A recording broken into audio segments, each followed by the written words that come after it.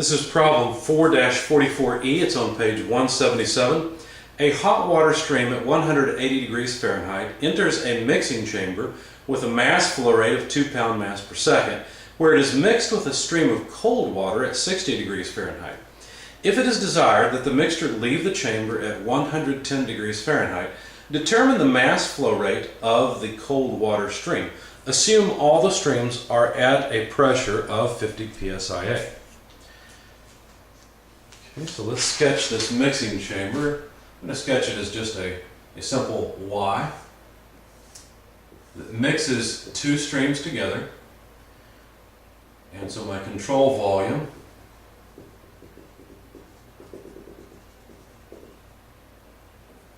will just look like that, where this will be section 3, here's section 2, and section 1. The temperature of the cold stream, T2, will be 60 degrees Fahrenheit. The mass flow rate in stream 2 is to be determined. The temperature at the exit, stream 3, is 110 degrees Fahrenheit. That's what we desire. The temperature of the hot stream coming in is 180 degrees Fahrenheit. And the mass flow rate coming in to the hot side is 2 pound mass per second. Now, if we knew the mass flow rate in 2, we could simply add it to the mass flow rate in 1 and get the mass flow rate in 3. So this is simply, by mass balance, the sum of the mass flow rates at state 1 and state 2. Okay, now the energy balance for this system would just be as follows. There's no heat or work interaction, so let's not even write that down. There's energy being carried in by mass in stream 1, energy being carried in by mass in stream 2, and then stream 3 carries the mixture of those two energies out. So a way to write that is the mass flow rate in 1 times its enthalpy plus the mass flow rate in 2 multiplied by its enthalpy is equal to the mass flow rate in 3 times its enthalpy. And you may stop and think about this and say, well, wait a second. I realize that all three of these streams are going to have thermal energy, basically temperature, and they're going to have flow energy because there's a pressure and a specific volume here, right? The pressure of all of them is 50 psia. But what about the kinetic and potential energies that these streams carry? Well, we don't know anything about the cross-sectional areas, and we don't know anything about the velocities of flow, don't know anything about the elevation changes, so we can't accommodate those or account for them in any case.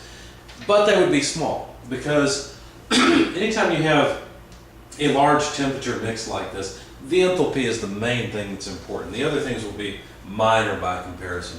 By the way, this is water flowing through this thing. This is kind of like your shower, but probably your water heater doesn't output that high of a temperature. Anyway, when you put the mass balance in with the energy balance, what you find is that the mass flow rate in stream 1 multiplied by the enthalpy in stream 1 plus mass flow rate in stream 2, enthalpy in stream 2 equals the sum of the mass flow rates in streams 1 and 2, just substituting for the mass flow rate in stream 3 times the enthalpy in stream 3. So there's our energy balance. And through a little bit of algebra, it's really straightforward to do this, so I'll leave it to you. The mass flow rate in stream 2 can be written in terms of the mass flow rate in stream 1 as H1 less H3 divided by H3 less H2. I'll leave the algebra to you to get from here to here, but it's pretty straightforward. Okay, now, we don't know anything about the enthalpies. We want to write things in terms of temperatures. So let's use the approximation that delta H can be written as Cp delta T whenever we're talking about sensible energy changes.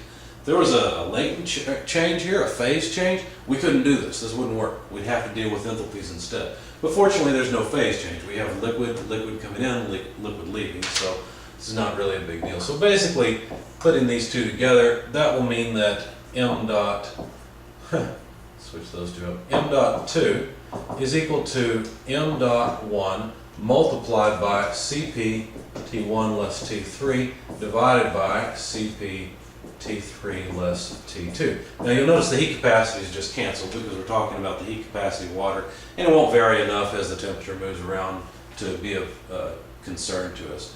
So the mass flow rate at the exit, or excuse me, the mass flow rate at stream 2 can be written in terms of the mass flow rate in stream 1. Let's see, now let's plug in the numbers. Mass flow rate in stream 1, 2 pound mass per second. The temperature of stream 1 is 180. temperature of stream 3 is 110. The temperature of stream 3 again is 110, and the temperature of stream 2 is 60.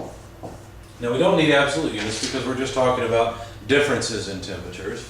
And so all of the units go away for the temperatures, and basically this just scales the mass flow rate. When you plug it all into your calculator, you find that the mass flow rate in stream 2 is 2.8 pound mass per second. So this is not a particularly difficult problem. Of course, you could calculate the mass flow rate in stream 3 in a trivial fashion. 2.8 pound mass per second here plus 2 here would be 4.8 pound mass per second of flow coming out in the mixed stream.